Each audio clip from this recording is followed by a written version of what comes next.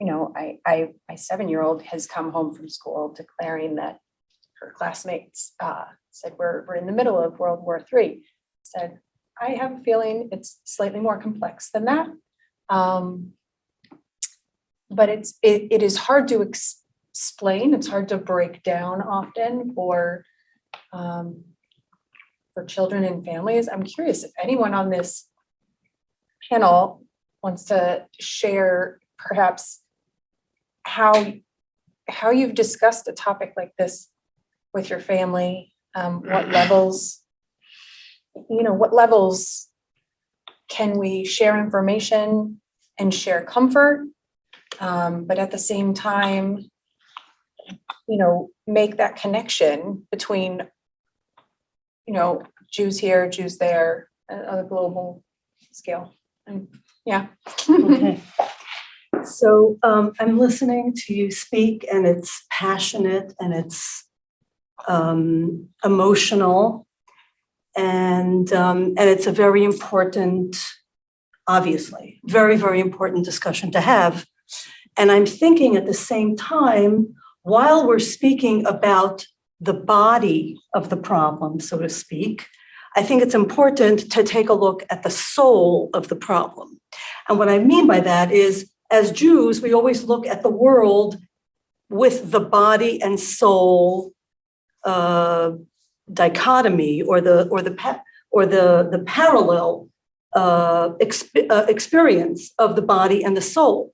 And when I think of Ukraine in particular, there's so much soul that I think of. I mean, I was raised on stories and history of all the towns, Barditchev and Kremenchuk and Poltava and Kishinev and on and on and on. The various Dnepropetrovsk, or it was Yekaterinoslav, and now it's Dnepropetrovsk, and all these different places in which heroic Jews rose to unbelievable occasions and overcame the most incredible oppression, and not only lived and in their times and inspired, but hundreds of years later, we are still gleaning inspiration and joy and meaning in our own lives from these individuals, these heroes, these giants,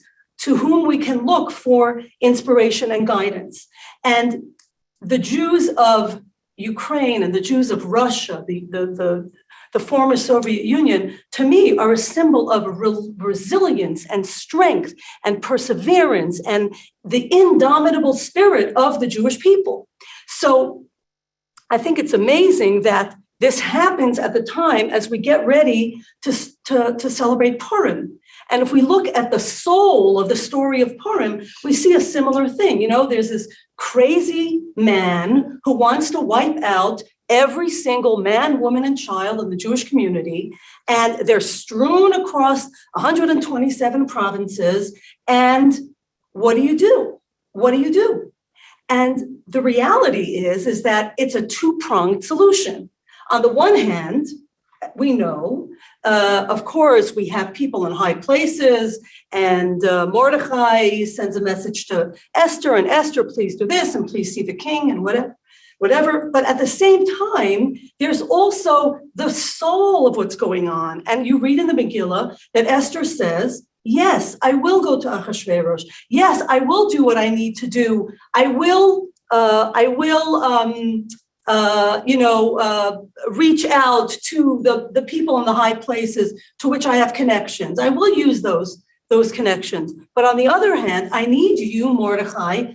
The Megillah says, Lech Knos et kol haYehudim. Go and gather all the Jews and fast and pray and re-engage in your Jewish practice. Do more mitzvahs, as we say in America, to impact this wave of goodness and positivity in the world to make an impact. So on the one hand, every time Jewish people are confronted with a challenge, every time we have a problem, on the one hand, of course, We need to raise money. We need to take care of the refugees. We need to get as many people out as we possibly can. We need to, all the things that Rabbi Alex was saying, the ways that we can practically help in a physical, tangible way.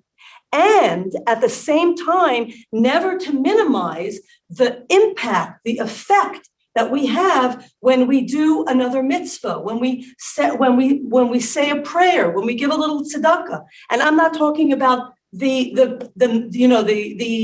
mega fundraising that's going on, but you know what? If we have our little kids put aside $1 a day or 50 cents in the morning in their piggy banks or whatever, and collect this money to donate for someone who needs something that they already have and somebody else needs, this is incredible. It's an incredible step in the direction of helping and supporting and strengthening the balance of good versus evil in the world.